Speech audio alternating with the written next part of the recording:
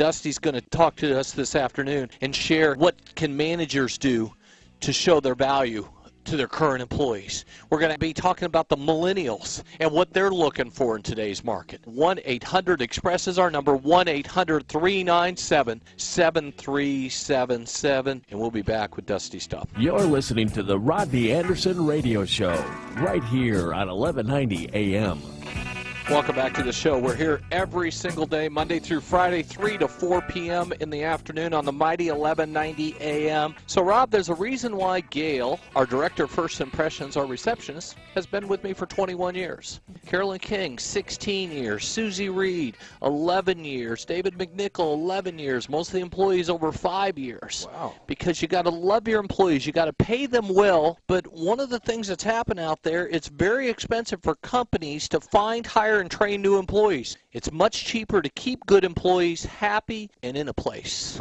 A good place. Well, our special guest of the show today, he wrote the book, The Heart of Leadership, 12 Practices of Courageous Leaders. He also wrote the 7 Acts of Courage, Bold Leadership for a Wholehearted Life. He has written over 200 articles on topics such as leadership, team-based creativity, personal mastery, team effectiveness, personal effectiveness, and business strategy, and writes a bi-weekly column in the Triad Business Journal. Dusty is a fellow in the School of Engineering at Virginia Tech. He's received his master's degree in clinical social work and marital and family therapy, kind of like our customers. We just need therapy all the time. He currently lives in North Carolina, and we are glad to have Dusty Staub. We're living in a different work environment and different society, Dusty, as the economy comes back. A lot of managers are out there. They're not loving their employees. So what can managers do to show their value of their current employees, Dusty? There are basically about 5 things that a manager or employer can do that makes a huge difference in how an employee experiences their relationship. In all of the research on employee engagement, it shows the direct supervisor has the biggest impact on whether an employee is satisfied, engaged, or feels valued. And that is directly proportional to how effectively that supervisor communicates. Do you show appreciation for the contribution the person makes? Do you give them corrective feedback in a respectful way? Do you take the time to listen to them? Do you take the time to build on their ideas? Do you take the time to ask them about how they're doing and ask their opinion about how things could be done better? When you do that, someone feels valued, they feel engaged, and you're going to have higher engagement. And all the research shows that those organizations with higher levels of engagement are consistently more robust and resilient to difficult times, and they're consistently more profitable. And Dusty, when you're working with people and all that in some of the leadership groups, social media is so big today. Facebook, LinkedIn, all these other places, Twitter and all that. Are people recruiting people out from under their current employers based on those sites? I believe so. From what I've seen, those people that are social media literate are using those means, and they're non-traditional means of attracting talent. So in the past, if you had an employee who was unhappy or disengaged, they might feel trapped. They have to put together a resume. They have to send it out. They have to send mail. Now they can go to LinkedIn, and they have connections and relationships. And social media, there are opportunities opened up. And there's also this: a bad supervisor, a negative or Nazi-like supervisor, or a supervisor who's just ineffective, or an organization that doesn't value its employees, that person tells other people. That gets communicated. And so the grapevine goes around, this is not a good place to work. This is not a good person to work for. So not only can you lose valued employees, but you also drive away value-added employees from wanting to work for you. Yeah, I mean, D Magazine here in Dallas, they just named our company one of the top 100 workplaces to work. But you're right.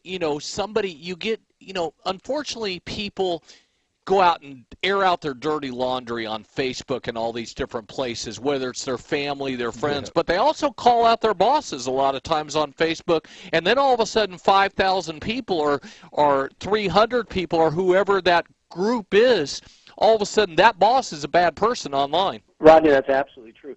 I think the bad news is there's no place to hide. The good news is there's no place to hide. Right. Double edge. Yeah. And speaking, there's a lot of millennials out there. and more likely, younger generations are more likely to jump ship in jobs. Why is that? Look at the millennials' experience. They've looked at their grandparents, their parents, older brothers and sisters, and they've seen that companies have not been loyal to employees, that employees have been treated more like commodities. And every company I work with and look at and talk to, they always say our most important asset are our employees, and yet very few of them systematically treat their employees as if they were truly valued assets. They're treated more like commodities. And so the millennials have seen that lack of loyalty on the part of organizations, and they're thinking, why should I be loyal? There's also this. Millennials are used to the idea of being able to advance and grow quickly. They also believe their opinion matters just as much as somebody's been around for 30 years. And some of the people from my generation, in their 50s and 60s, we grew up with you work hard, you're obedient, you focus, you defer to authority. That's not the millennial mindset. So if you have a supervisor or manager who's trying to treat a millennial like one of the baby boomers, you're going to turn them off, and they're going to feel that they've been mistreated, even though a baby boomer might not feel that at all. Well, and Dusty, you're one of the top leadership experts out there. Tell us, who do you look up to? Who do you admire with out there right now, CEO-wise? You know, which companies do you say, man, if I was to go to work for them, I'd go to work for that company or that manager, that CEO? That would be pretty easy. I would say Zappos would be one. Google would be another. And this is a place where millennials can thrive because people's opinions are listened to and solicited. Mary Kay Cosmetics, as an organization, tends to value its people, listens to them, builds them up. And I think that the kind of leadership, it's actually, you'll find organizations like 3M that back in the 40s and 50s was actually doing things that the most modern organizations today are just starting to do. For instance, in 3M, back then, they said 20% of an employee's work week is their own time. So 1 day out of 5, you can work on anything you want as long as it's related to the company. And they found that more than 80% of their innovations over the years have come from those employees working on things that interest them in that 1 day a week they have, and as long as it's related to the organization. Wow. And they found that has been a huge, and now most organizations would faint at the idea of freeing up 20% of the employees' time. Speaking of we were talking about the millennials a little bit ago. Should you manage them differently than the older employees, like me, the old dogs? Yeah, you do. I actually think treating the old dogs, or the older dogs, let's say, this way also pays dividends. But with the millennials, at least, you need to solicit their opinions. They think their opinion matters. They need to be listened to. So you solicit. That shows you value their thoughts, you value them.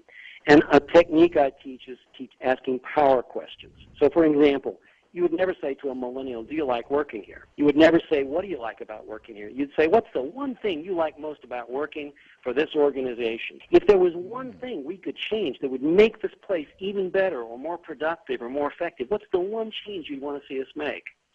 What's the one thing I could do to help you be more successful and really enjoy doing your job more? Those are power questions.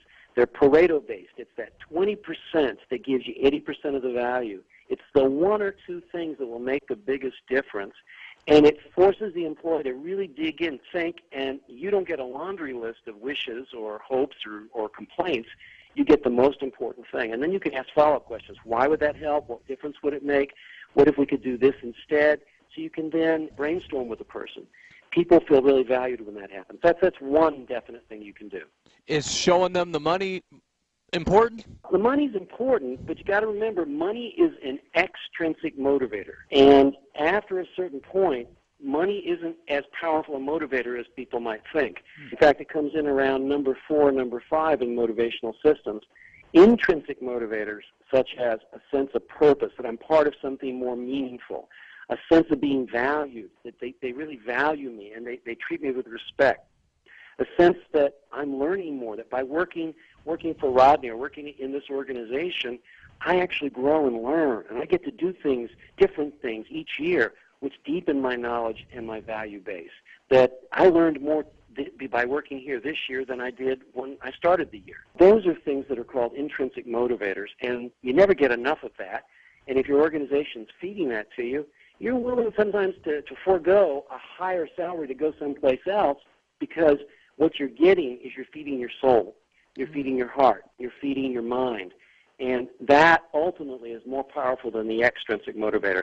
Let me give you an example. You say you're treating somebody with disrespect, you're not listening to them, but they're really valuable, so you offer them a raise, a 15% raise, a 10% raise, 5% raise, whatever. Well, after they get that raise and they've had it for 5 or 6 months or a couple of months, they're thinking, well, they're not paying me enough to be treated this way. And it's lost its value. His name is Dusty Staub. Dusty, we'd love for you to hang on a few moments. We're going to take a break and come back. We got a lot more questions for you. Folks, he's one of the most sought-after CEOs out there when it comes to consulting, when it comes to hiring him. You can hire him as a person to come in and talk to your company about saving your employees, working through all this. Boy, I watched his videos online, working with people, the testimonials that he has. He's got great books out there. The Heart of Leadership, 12 Practices of Courageous Leaders, The 7 Acts of Courage, Bold Leadership for a Wholehearted Life. I'm sure you can find your books, Dusty, at a lot of different places out there.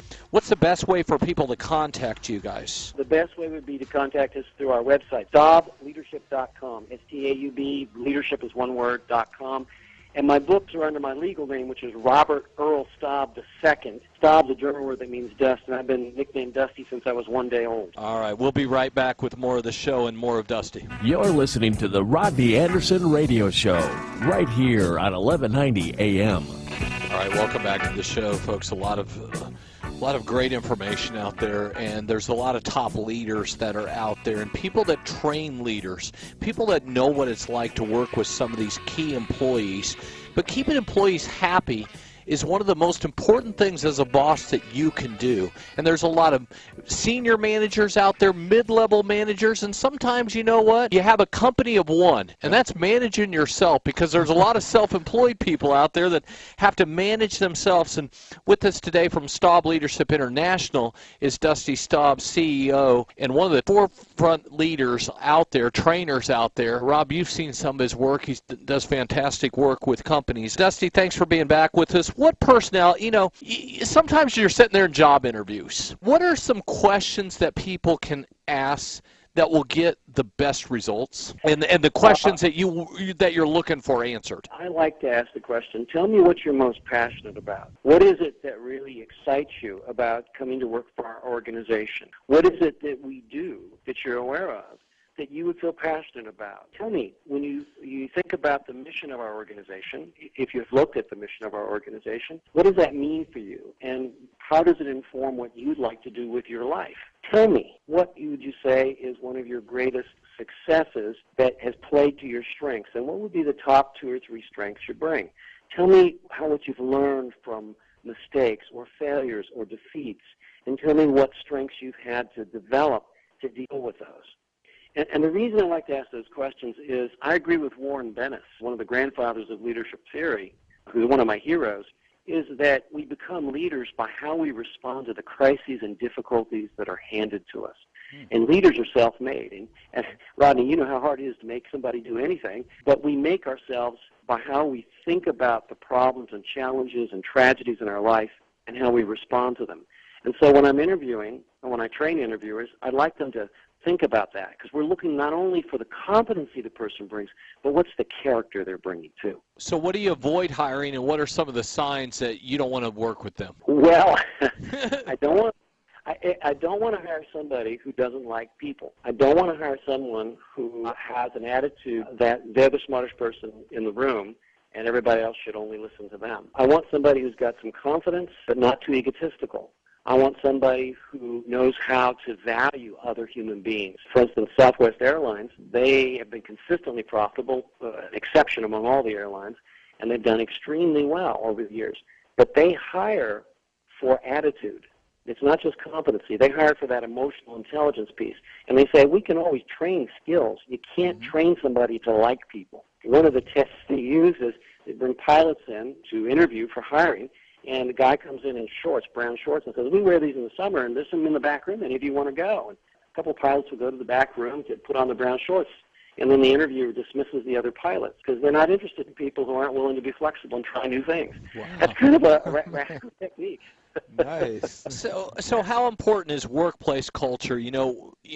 I believe in it.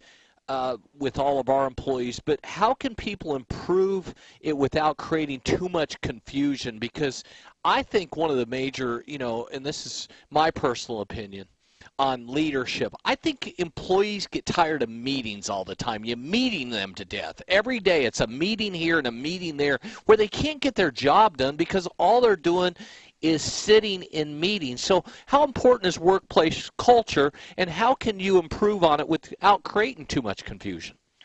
Right. Workplace culture is really critical because culture really means this is how we get things done around here. This is how we treat other people. It's how we treat our customers. It's how we treat our suppliers.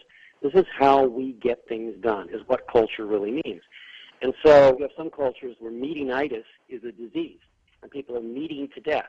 You have some cultures where people never meet, so they don't communicate. They're not talking in the ways they need. And culture, I go back to Cotter and Heskett's really important book called Corporate Culture and Performance, and they say a strong corporate culture is a competitive advantage unless the culture is rigid. Think of a GM, think of a Chrysler, think of a Zenith, think of a Xerox at one time. If a culture is rigid, it can be very strong, but when the world changes, when the marketplace changes, when customers change, when technology changes, that rigidity means you cannot adapt. So the kind of corporate culture you want is one with strong values that treats people with respect and dignity so it becomes a talent magnet and retainer, but also one that is built on adaptability and flexibility. We never compromise our core purpose, our core values, and we are very flexible about how we do what we do, and we're always willing to learn.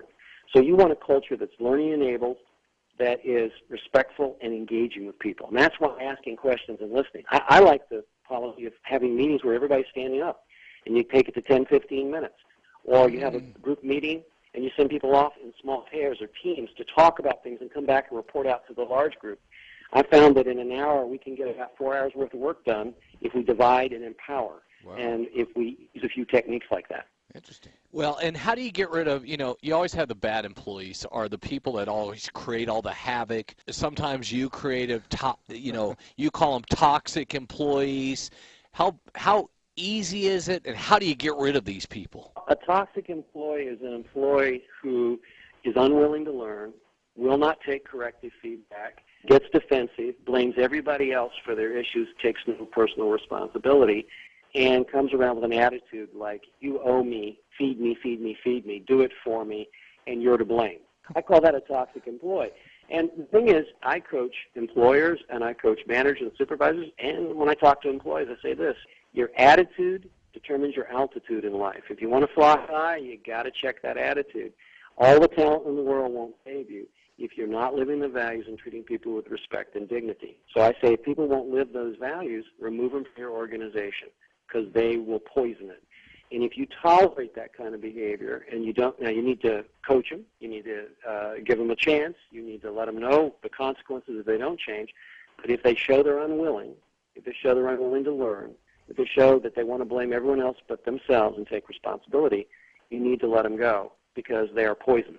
And Dusty, what are the 3 top things that CEOs need to teach their managers about leadership to make sure employees, their turnover rates are low and revenue stays high? Because at the end of the day, companies most of them work for revenue, and turnover costs money. I'll quote one of the CEOs I work with, Carlos Magoya, who is the CEO of the Jackson Health System. They have 10,000 employees across 5 hospitals. He says the number one job for an executive, any leader, is everyday coaching the employees every day. I would add to that, I believe it's also the responsibility to have courageous conversations, to have tough love, to be tough about the values, to be tough about the expectations, and treat everybody with respect and dignity, even if the tough action is you have to remove them. So everyday coaching, the tough love, the courageous conversations.